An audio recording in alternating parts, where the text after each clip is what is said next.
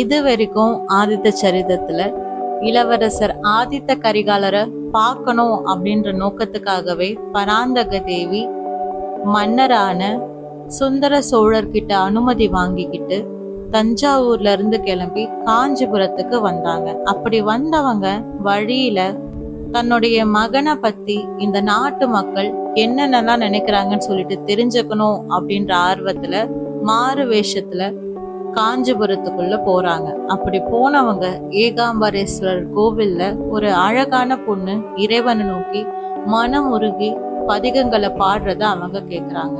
அந்த பொண்ணை பத்தி தெரிஞ்சுக்கணும் அப்படின்ற ஆர்வத்துல அவளை பத்தின விவரங்களை அந்த கோவில் குருக்கள் கிட்ட அவங்க கேக்குறாங்க. அந்த கோவில் குருக்கள் மூலமா அந்த பொண்ணு ஒரு தேவரடியாரா மாறுறதுக்கான பயிற்சிகளை எடுத்துட்டு இருக்கதாகவும், அது மட்டும் இல்லாம பக்கத்துல இருக்கிற ஒரு சதுர்வேதி மங்கலத்துல அவ தன்னுடைய அத்தையோட வாழ்ந்துட்டு இருக்கிறா அப்படின்ற ஒரு விஷயத்தையும் தெரிஞ்சுக்கிட்டவங்க அவளை பின்தொடர்ந்து அவ வாழ்ந்துகிட்டு இருக்க இடத்துக்கே போகிறாங்க. இது வரைக்கும் நாம பார்த்தோம். இதுக்கப்புறமா என்ன நடந்துச்சுன்னு சொல்லிட்டு பார்க்கலாம் வாங்க. கோவில்ல பதிகத்தை பாடின அந்த பொண்ணை பின்தொடர்ந்து போன பராந்தக தேவி அந்த குருக்கள் சொன்ன மாதிரி ஒரு சதுர்வேதி மங்கலத்துல அவ இருப்பான்னு சொல்லி ஏகாம்பரேஸ்வரர் கோவில் பக்கத்துல இருக்கிற ஒரு அக்ரகாரத்துக்கு போறாங்க. அப்படி போனவங்கள அந்த அக்ரகாரத்துல இருந்த எல்லாருமே புதுசா பாக்குறாங்க. தான் ஒரு சாம்ராஜ்யத்துக்கே ராணி அப்படின்ற விஷயத்த மறைச்சு ஒரு சாதாரண உடையுடுத்தி ஒரு சாதாரண பொண்ணாவே ஊருக்குள்ள நுழைஞ்சவங்கள எல்லாரும் ஒரு மாதிரி வித்தியாசமா பார்த்தாங்க. அப்படி பார்த்தது மட்டும் இல்லாம அவங்கள ஒரு இளம் பெண் பராந்தக தேவி கிட்ட வந்து, நீங்க யாரு, இதுக்கு முன்னாடி நான் உங்களை பார்த்ததே இல்லையே, என்ன விஷயமா இங்க வந்திருக்கீங்கன்னு சொல்லிட்டு கேள்விகளை கேட்கும்போது அதுக்கு பராந்தக தேவி அந்த பொண்ணு கிட்ட, நான் ஏகாம்பரேஸ்வரர் சந்நிதியில ஒரு பொண்ணை பார்த்தேன். அந்த பொண்ணு இறைவனை நோக்கி பல பதிகங்களை மனம் உருகி பாடிட்டு இருந்தா. அவ யாரு என்னன்னு சொல்லிட்டு தெரிஞ்சுட்டு போக நான் இங்க வந்திருக்கேன். அவ யாருன்னு சொல்லிட்டு உனக்கு தெரியுமான்னு சொல்லி பராந்தக தேவி அந்த பொண்ணு கிட்ட கேட்கும்போது அந்த பொண்ணு யோசிக்கவே இல்லை. உடனடியா, ஓ, நீங்க தர்மாவை தேடி வந்திருக்கீங்களா அப்படின்னு சொல்லிட்டு கேக்குறா. அதுக்கப்புறம் தான் பராந்தக தேவிக்கு அந்த பொண்ணுடைய பேரு தர்ம பொன்னாள் அப்படின்ற விஷயம் தெரிய வருது. பேரே இவ்வளவு அழகா இருக்கே, அந்த பொண்ணு யாரு, அவ எங்க இருக்கா, அவளை பத்தி நான் தெரிஞ்சுக்கணும், என்ன அவகிட்ட கூட்டிட்டு போக முடியுமான்னு சொல்லிட்டு பராந்தக தேவி அந்த பொண்ணு கிட்ட கேக்குறாங்க. அதுக்கு அந்த பொண்ணும், ஓ, தாராளமா கூட்டிட்டு போலாமே, அவ என்னுடைய மாமா பொண்ணு தான், வாங்க நான் கூட்டிட்டு போறேன்னு சொல்லிட்டு அந்த அக்ரகாரத்துல இருந்த ஒரு ஓட்டு வீட்டுக்கு பராந்தக தேவியை கூட்டிட்டு போறா. அப்படி அந்த ஓட்டு வீட்டுக்குள்ள வந்த பராந்தக தேவியுடைய கண்கள் அந்த பொண்ணு எங்க இருக்கா அப்படின்றதான் தேட ஆரம்பிச்சது. பராந்தக தேவிய அந்த வீட்டுக்குள்ள கூட்டிட்டு வந்த அந்த பொண்ணு தர்மா தர்மான்னு சொல்லி அவளை கூட்டவும் ஆரம்பிக்கிறா. கொஞ்ச நேரத்துக்கெல்லாம் உள்ள இருந்து ஒரு பொண்ணு வெளியில எட்டி பாக்குறா. அப்படி பார்த்தவளுக்கு ஒரு அதிர்ச்சி. யாரு என்னன்னே தெரியாத ஒரு பெரியவங்க தன்னை தேடி நான் வீட்டுக்கு வந்திருக்கிறாங்களேன்னு சொல்லிட்டு அந்த பொண்ணு அதிர்ச்சியோடையவே பாக்குறா. இருந்தாலும் தன்னுடைய பாரம்பரியத்தை எல்லாம் மறக்காம வந்த பெரியவங்க கிட்ட கால்ல விழுது அவ ஆசீர்வாதமும் வாங்குறா. அப்படி வாங்கினதும் பராந்தக தேவிய அந்த இடத்துக்கு கூட்டிட்டு வந்த அந்த பொண்ணு, இவங்க உன்னை தேடிதான் வந்திருக்காங்க, ஏதோ நீ கோவில்ல ஏதோ பாடுனியாமே, உன்னுடைய பாட்டுல மயங்கி உன்னுடைய வீட்டுக்கே உன்னை தேடி வந்துட்டாங்க இவங்கன்னு சொல்லி ஒரு குறும்போட பேசுறா. இந்த விஷயத்தையெல்லாம் பராந்தக தேவி பெருசாவே எடுத்துக்கல. அந்த பொண்ணு கிட்ட, இவ்வளவு வாயா பேசுறியம்மா, உன்னுடைய பேரு என்னன்னு சொல்லிட்டு கேட்கும்போது அதுக்கு அந்த பொண்ணு தன்னை சிவகாமி அப்படின்னு சொல்லிட்டு அறிமுகப்படுத்திக்கிறா. அப்படி ரெண்டு பேரும் பேசிட்டு இருக்கும்போது தர்மா பராந்தக தேவி கிட்ட, என்ன விஷயமா நீங்க என்ன பார்க்கணும்னு சொல்லிட்டு வந்திருக்கீங்கன்னு சொல்லிட்டு கேக்குறா. அதுக்கு அவங்களும், நான் ஊருக்கு புதுசுமா, இந்த கோவில்ல இறைவனை தரிசிக்கலான்னு சொல்லிட்டு வந்த இடத்துல உன்னுடைய தரிசனம் எனக்கு கிடைச்சது. இறைவன் மேல இருக்கிற பக்தியில நான் தான் ரொம்ப சிறந்தவ அப்படின்ற மமதை எனக்கு இருந்துச்சு. ஆனா இன்னைக்கு நீ மனமுருகி இறைவனை நோக்கி பதிகம் பாடிட்டு இருக்கும்போது என்னுடைய அந்த மமதையே அழிஞ்சு போயிடுச்சு. அதான் உன்னை பார்த்து பேசலான்னு சொல்லிட்டு நான் இங்க வந்திருக்கிறேன்னு சொல்லி பராந்தக தேவி சொல்றாங்க. அதை கேட்டவளுக்கு ரொம்ப சந்தோஷமாயிடுது. வீடு தேடி வந்திருக்கிறீங்க, ஒரு வாய் சாப்பிட்டுட்டு போங்கன்னு சொல்லிட்டு அந்த பொண்ணு பராந்தக தேவிய சாப்பிட சொல்லி அழைக்கிறான். பராந்தக தேவியும் அதுக்கு எந்த ஒரு மறுப்பும் சொல்லல, உடனடியா சம்மதிக்கிறாங்க. கொஞ்ச நேரத்துக்கெல்லாம் சமையல் ஆனதும் அந்த பொண்ணு பராந்தக தேவிக்கு வாழை இலையில விருந்து பரிமாறவும் செய்யறா. அப்படி அவ கையால சமைச்சு பரிமாறின அந்த உணவை ருசி பார்த்துக்கிட்டே அந்த பொண்ணு கிட்ட பேச்சு கொடுக்க ஆரம்பிக்கிறாங்க பராந்தக தேவி. பேச்சு வாக்குல ஒரு வார்த்தையையும் அவங்க சொல்றாங்க. உன்னை கல்யாணம் பண்ணிக்க போறவன் நிச்சயமா ரொம்ப பாக்கியசாலியா தான் இருக்க போறான் அப்படின்னு சொல்லிட்டு சொல்லும் போது அந்த தீப ஒளியில அந்த பொண்ணுடைய முகம் மாறுறதையும் பராந்தக தேவி கவனிக்கிறாங்க.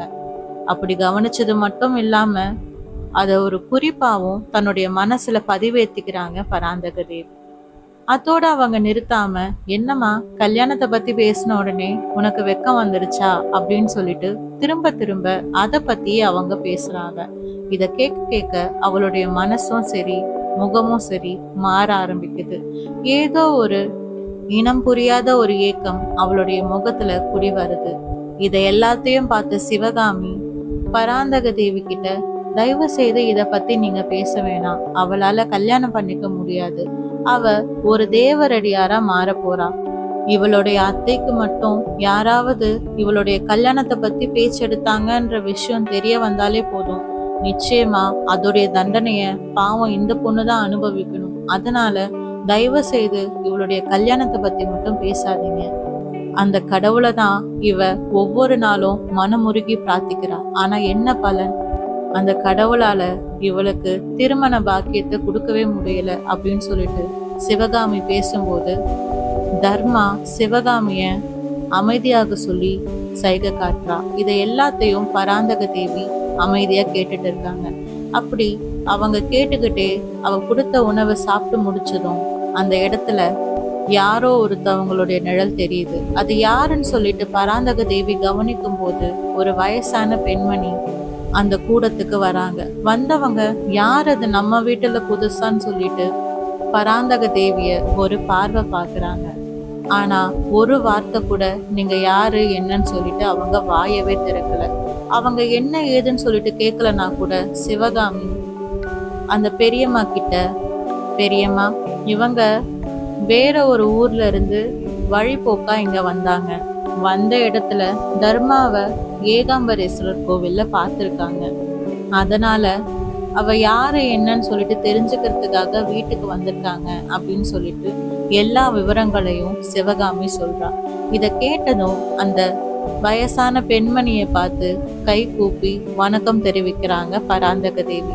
மரியாதையா அந்த வயசான பெண்மணியும் கரம் கூப்பி பராந்தக தேவிய வணங்குறாங்க. அப்படி வணங்கினதுக்கு அப்புறமா, நீங்க தான் இந்த பொண்ணுடைய அத்தையா? சிவகாமி எல்லா விஷயத்தையும் என்கிட்ட சொன்னா. உண்மையிலேயே நீங்க ஒரு அத்தையோடைய ஸ்தானத்துல இருந்து இந்த பொண்ணை ரொம்ப ஒழுக்கமா வளர்த்துருக்கீங்க, நல்ல மரியாதையாவும் வளர்த்துருக்கீங்க. என்னவோ தெரியல, இந்த பொண்ணை பார்த்த உடனே என்னுடைய மனசு இவளை தேடி அவ வீட்டுக்கே வரணும்னு தோணுச்சு. அதனாலதான் கொஞ்சம் கூட யோசிக்காம நான் இங்க வந்தேன். வந்த இடத்துல இவளுடைய கையால நல்ல உணவையும் சாப்பிட்டேன், மனசும் வயிறும் எனக்கு நிறைஞ்சு போச்சு அப்படின்னு சொல்லிட்டு சொல்லும்போது அந்த பெண்மணியோடைய முகத்துல ரொம்ப சந்தோஷம். ஆனாலும் ஒரு வார்த்தை கூட அவங்க வாய் திறந்து பேசவே இல்லை. ஏன் அவங்க பேச மாட்டேங்கிறாங்க அப்படின்ற கேள்வி பராந்தக தேவியோடைய மனசுல இருந்தாலும் அவங்க ஒரு வார்த்தை கூட என்ன ஏதுன்னு சொல்லிட்டு கேட்கவே இல்லை. சரிம்மா, நான் இங்க இருந்து கிளம்புறேன், நான் கிளம்ப வேண்டிய நேரம் வந்துருச்சு, கூடிய சீக்கிரமா நம்ம மறுபடியும் சந்திக்கிறதுக்கான வாய்ப்பு ஏற்படுதான்னு பார்க்கலான்னு சொல்லி தர்மா கிட்ட சொல்லிட்டு அங்கிருந்து கிளம்புறாங்க பராந்தக தேவி. ஆனா என்னதான் தேவி அந்த இடத்த விட்டு கிளம்பினாலும் அவங்க உதிர்த்த வார்த்தைகள் தர்மாவுடைய மனசுல ஆழமா பதிஞ்சிருந்துச்சு. உன்னை கல்யாணம் பண்ணிக்க போறவன் ரொம்பவே அதிர்ஷ்டசாலின்னு சொல்லிட்டு போன அந்த வார்த்தை அவளுடைய மனசுல திரும்ப திரும்ப ஓட ஆரம்பிச்சுது. அதோடைய விளைவா அவளுடைய கண்கள்ல இருந்து கண்ணீரும் வர ஆரம்பிச்சுது. ஆனா அந்த கண்ணீருடைய காரணம் என்னன்னு சொல்லிட்டு அவளுக்கு மட்டும்தான் தெரியும். அதே சமயத்துல காஞ்சிபுரத்தோடைய எல்லையில பராந்தக தேவி ஊர்ல இருந்து கிளம்பிட்டாங்க, இந்நேரம் காஞ்சிபுரம் வந்திருக்கலாம்னு சொல்லிட்டு ஒரு தகவல் கிடைச்ச உடனே தன்னுடைய தாயார போய் தானே வரவேற்கணும்னு சொல்லிட்டு ஆதித்த கரிகாலர் அவங்கள தேடி ஊருடைய எல்லைக்கே வந்தாங்க. வந்த இடத்துல சோழ தேசத்துடைய காவலாளிகள் மட்டும் இருக்கிறத பார்த்து அவர் எங்க என்னுடைய அம்மான்னு சொல்லிட்டு விசாரிக்கும் போது சோழ தேசத்து காவலாளிகள் பயந்துகிட்டே கரிகாலர்கிட்ட நடந்த விஷயத்த சொல்றாங்க. எங்க கூட தான் அவங்க வந்தாங்க, வந்த இடத்துல எங்க ஓய்வு எடுக்கணும்னு சொல்லிட்டு கட்டளை போட்டாங்க. நாங்களும் அவங்களுடைய கட்டளைக்கு ஏற்ப இந்த இடத்துல கூடாரம் அமைச்சோம். ஆனா கொஞ்ச நேரத்துல ஓய்வெடுக்க போனவங்க எங்க போனாங்கன்னு தெரியல அப்படின்னு சொல்லிட்டு காவலாளிகள் சொன்னதை கேட்ட ஆதித்த கரிகாலர் ரொம்ப ஆக்ரோஷம் அடைகிறாரு. எவ்வளவு தைரியம் இருந்தா இந்த ஒரு பதில நீங்க என்கிட்ட சொல்லுவீங்கன்னு சொல்லி அவர் ஆக்ரோஷப்படும் போதே அந்த இடத்துக்கு ஆழ்வார்க்கடியான் நம்பி வராரு. வந்தவர் கரிகாலர் உக்கிரமா இருக்கிறத பார்த்து இந்த இடத்துல எந்த வீரபாண்டியனுடைய தலையை எடுக்கணும்னு சொல்லிட்டு நீங்க இவ்வளவு ஆக்ரோஷமா இருக்கிறீங்க கரிகாலரேன்னு சொல்லி விளையாட்டுத்தனமா கேட்கவும் கரிகாலருக்கு இன்னும் ஆக்ரோஷம் அதிகமாகுது. நீங்க சோழ தேசத்து மகா மந்திரியான அனிருத்த பிரம்மராயருடைய தூதுவர் தானே, இங்க என்ன பண்ணிட்டு இருக்கீங்கன்னு சொல்லிட்டு ஆதித்த கரிகாலர் கேள்வி கேட்கிறாரு. அதுக்கு ஆழ்வார்க்கடியான் நம்பி, ஆமா, நான் உங்களை பார்க்க இங்க வந்ததுக்கும் மகா மந்திரியும் உங்க பாட்டியாரான செம்பியன் மாதேவியும் தான் காரணம்னு சொல்லிட்டு சொல்லும் போது தன்னுடைய பாட்டியோடைய பேரை கேட்ட உடனே ஆதித்த கரிகாலர் அதிர்ச்சி அடைகிறாரு. உடனடியா ஆழ்வார்க்கடியான் நம்பிய அந்த இடத்துல இருந்து அழைச்சிக்கிட்டு நீங்க என் கூட உடனடியா என்னுடைய அரண்மனைக்கு வாங்கன்னு சொல்லி அவரை அரண்மனைக்கு அழைச்சிட்டு போறாரு கரிகாலர். அப்படி அரண்மனைக்கு அவங்க போகும்போது ஆழ்வார்க்கடியான் நம்பி கரிகாலர்கிட்ட உங்களுடைய அம்மாவை பத்தி நீங்க கவலைப்படாதீங்க, அவங்க என்கிட்ட உங்ககிட்ட ஒரு செய்தி சொல்லணும்னு சொல்லிட்டு சொல்லி அனுப்பிச்சாங்க. அவங்க இன்னைக்கு சூரிய அஸ்தமனத்துக்குள்ள அரண்மனைக்கு வந்து சேர்ந்துடுவாங்களாம். அதனால பயப்படாம நீங்க இருக்கணும்னு சொல்லிட்டு பராந்தக தேவி சொல்ல சொன்னதா ஆழ்வார்க்கடியான் நம்பி சொல்றாரு. இத கேட்டதுக்கு அப்புறமா தான் கரிகாலருக்கு கொஞ்சம் மனசு நிம்மதியாவே இருந்துச்சு. ஆனா அதே சமயத்துல தான் கிட்ட கூட சொல்லாத மாதிரி ரகசியமா எங்க அவங்க போனாங்கன்ற குழப்பமும் கரிகாலருடைய மனசுல ஏற்படதான் செய்யுது. ஆழ்வார்க்கடியான் நம்பிய அரண்மனைக்கு கூட்டிட்டு வந்ததுக்கு அப்புறமா தன்னுடைய பாட்டியார் கிட்ட இருந்து என்ன செய்து நீங்க எடுத்துட்டு வந்திருக்கீங்கன்னு சொல்லிட்டு கரிகாலர் கேட்கும் போது அதுக்கு நம்பி உங்களுடைய பாட்டியார் உங்களை உடனடியா தஞ்சாவூருக்கு கிளம்பி வர சொல்லி உத்தரவு கொடுத்து அனுப்பிச்சிருக்காங்க. அது மட்டும் இல்லாம பழுவேட்டரையருடைய வம்சத்துல வந்த உமையால உடனடியா நீங்க திருமணம் செஞ்சுக்கணும் அப்படின்ற கோரிக்கையையும் செம்பியன் மாதேவி வச்சிருக்காங்க. செம்பியன் மாதேவி சோழ தேசத்துல எந்த அளவுக்கு உயர்ந்தவங்க அப்படின்ற விஷயம் உங்களுக்கு நல்லாவே தெரியும். செம்பியன் மாதேவி எப்பேற்பட்டவங்கன்ற விஷயம் உங்களுக்கு நல்லாவே தெரியும். அப்பேற்பட்டவங்களே நீங்க திருமணம் செய்துக்கணும் அப்படின்ற கோரிக்கையை முன் வச்சிருக்காங்க. உடனடியா நீங்க தஞ்சாவூருக்கு கிளம்பி வாங்க, நீங்க வந்தா மட்டும் போதும், மிச்ச எல்லா விஷயத்தையும் சுந்தர சோழரும் செம்பியன் மாதேவியுமே பார்த்துப்பாங்க அப்படின்னு சொல்லும் போது கரிகாலருக்கு ஒரு விதமான எரிச்சல் இந்த இடத்துல வருது. என்னுடைய திருமணத்தை பத்தின முடிவுகளை இப்போதைக்கு எடுக்க வேண்டாம்னு சொல்லிட்டு நான் வந்தியத்தேவன் கிட்ட சொல்லி அனுப்புனனே, அந்த செய்தி உங்களுக்கு வந்து சேரலையான்னு சொல்லி கரிகாலர் கோபமா கேக்குறாரு. அதுக்கு நம்பியும் அந்த செய்தி வந்ததுக்கு அப்புறம் தான் உங்க பாட்டி கிட்ட இருந்து இப்படி ஒரு கட்டளையுமே வந்துச்சு. அது மட்டும் இல்லாம எவ்வளவு சீக்கிரம் உங்களுக்கு கல்யாணத்தை முடிச்சு வைக்க முடியுமோ அவ்வளவு சீக்கிரம் உங்களை அரியணையில ஏத்தி வைக்கணும்னு சொல்லிட்டு மகா மந்திரியுமே விருப்பப்படுறாரு. காரணம் ஏதோ ஒரு உள்நாட்டு பூசல் அந்த இடத்துல ஏற்படுமோ அப்படின்ற ஒரு பயம் அவருக்குள்ளயுமே இருக்கு.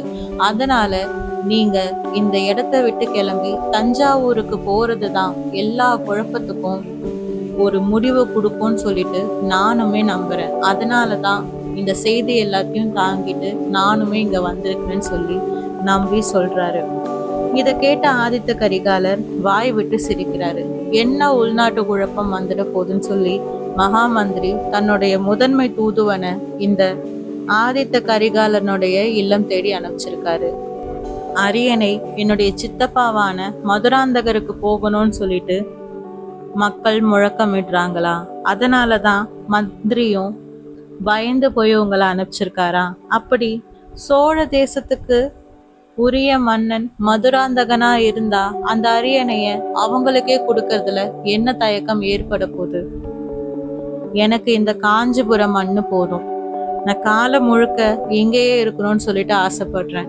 இந்த விஷயத்த நீங்க மறுபடியும் போயிட்டு தஞ்சாவூர்ல மகா மந்திரி கிட்ட சொல்லிடுறது நல்லது. அது மட்டும் இல்லாம என்னுடைய பாட்டியார் கிட்டையும் கரிகாலனுக்கு இப்போதைக்கு கல்யாணம் பண்ணிக்கிறதுக்கான எண்ணமே கிடையாது அப்படின்ற விஷயத்தையும் சொல்லிடுங்கன்னு சொல்லி பேசிக்கிட்டு இருக்கும்போது அந்த இடத்துல பராந்தக தேவி வராங்க. பராந்தக தேவிய அந்த இடத்துல பார்த்த உடனே கரிகாலருக்கு ரொம்பவே அதிர்ச்சி. ஒரு சாம்ராஜ்யத்துடைய மகாராணி. அவர் ஒரு ஆணை பிறப்பிச்சா போதும், கரிகாலர் அவருடைய காலடியில 7 உலகத்தையும் கொண்டு வந்து போடுவாரு. அப்பேற்பட்ட பெருமைக்குரிய பராந்தக தேவியா இப்படி சாதாரண ஒரு பெண்மணியா அவர் முன்னாடி வந்து நிக்கிறதுன்னு சொல்லி ஆதித்த கரிகாலருக்கு ரொம்பவே அதிர்ச்சி. என்னமா கோலம் இதுன்னு சொல்லிட்டு கரிகாலர் கேட்கும்போது அதுக்கு பராந்தக தேவி, நீ இந்த நாட்டு மக்கள் கிட்ட எப்படி நடந்துக்கிறன்னு சொல்லிட்டு தெரிஞ்சுக்க ஆசைப்பட்டேன், அதுதான் இந்த கோலம். மத்தபடி நீ பதற அளவுக்கு எதுவுமே நடக்கல அப்படின்னு சொல்லிட்டு பேசிட்டு இருக்கும்போது ஆதித்த கரிகாலரும் மனம் அமைதி அடைஞ்சு பராந்தக தேவியோடைய பாதத்துல பணிஞ்சு ஆசிர்வாதம் வாங்குறாரு. பல நாட்கள் கழிச்சு தன்னுடைய அன்பு மகனை கண்குளிர பார்த்ததோடைய ஏக்கமோ என்னமோ தெரியல, பராந்தக தேவி கரிகாலரை வாரி அணைச்சு அவருடைய நெத்தியில முத்தமிடுறாங்க. தாய்க்கும் மகனுக்குமான இந்த அழகான பந்தத்தை பார்த்த ஆழ்வார்க்கடியான் நம்பியும் என்ன பேசுறதுன்னே தெரியாம மனம் உருகி நிக்கிறாரு. அதே சமயத்துல பராந்தக தேவி கரிகாலர் கிட்ட, நீ யாருடைய பேச்சையும் தான் கேட்கல, செம்பியன் மாதேவியுடைய பேச்சையும் ஏன் கேட்க மறுக்கிற? அவங்க கேக்குற மாதிரி உமையால திருமணம் பண்ணிக்கிறதுல உனக்கு என்ன தயக்கம் இருக்குதுன்னு சொல்லிட்டு கேக்குறாங்க. அதுக்கு கரிகாலரும், அத பத்தின காலம் வரும்போது நான் நிச்சயமா சொல்றேன், ஆனா இப்போதைக்கு அதை பத்தி எதுவுமே கேட்காதீங்க அப்படின்னு சொல்லி தன்னுடைய ரகசியத்தை சொல்ல மறுத்துடுறாங்க. அதனால அந்த பேச்சை அதுக்கப்புறமா எடுக்க விரும்பாத பராந்தக தேவியும் ஆழ்வார்க்கடியான் நம்பிய அங்க இருந்து அனுப்பிச்சுட்டு பல காலத்துக்கு அப்புறமா தன்னுடைய மகன் கிட்ட மனம் நிறைவோட பேச ஆரம்பிக்கிறாங்க. அப்படி கரிகாலர்கிட்ட அவங்க பேசும்போது கரிகாலருடைய மனசுல என்ன ரகசியம்தான் ஒளிஞ்சிருக்குதுன்னு சொல்லிட்டு தெரிஞ்சுக்கிறதுக்காக எவ்வளவோ முயற்சி பண்றாங்க பராந்தக தேவி. ஆனா அவங்க எவ்வளவு முயற்சி பண்ணியுமே கரிகாலர் அதுக்கு நேரம் வரும்போது அந்த ரகசியம் என்னன்னு சொல்லிட்டு நானே சொல்றேன், அது வரைக்கும் கொஞ்சம் பொறுத்திருங்கன்னு சொல்லியே அவங்களுடைய கேள்விக்கெல்லாம் பதில் கொடுக்காம விலகிடுறாரு.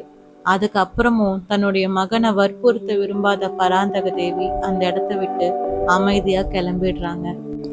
தன்னுடைய தாய் அந்த இடத்த விட்டு கிளம்புனதுக்கு அப்புறமா தனிமையில இருந்த ஆதித்த கரிகாலருடைய மனசு முழுக்க அவருடைய இதயத்தை கவர்ந்த அந்த பொண்ணு மட்டும்தான் இருந்தா. அவருடைய மனசு முழுக்க, நீ எங்கதான் இருக்க, எப்ப மறுபடியும் நீயும் நானும் சந்திக்கிற அந்த காலகட்டம் வரும், உன்னை எவ்வளவு நாள் தான் இந்த காஞ்சிபுரத்துல நான் தேடுவேன், ஒருவேளை மத்தவங்க சொல்ற மாதிரி நீ உண்மையிலேயே என்னுடைய கற்பனை தானா, இல்ல கற்பனைன்னு சொல்லிட்டு மத்தவங்க நினைக்கிறது எல்லாத்தையும் தாண்டி நீ என்னுடைய நிஜமான்னு சொல்லி எனக்கு யார் தான் வழிகாட்டுவாங்க அப்படின்னு சொல்லி ஏக்கத்துல தவிக்கிறாரு. உண்மையிலேயே கரிகாலருடைய அந்த ரகசியம் தான் என்ன? எதுக்காக இத்தனை பேருடைய வார்த்தைகளை மீறி அந்த ஒருத்திக்காக அவர் தவம் கிடக்கணும்? மீண்டும் அடுத்த ஒரு அத்தியாயத்தில் சந்திக்கும் வரை விடை பெறுகிறேன்.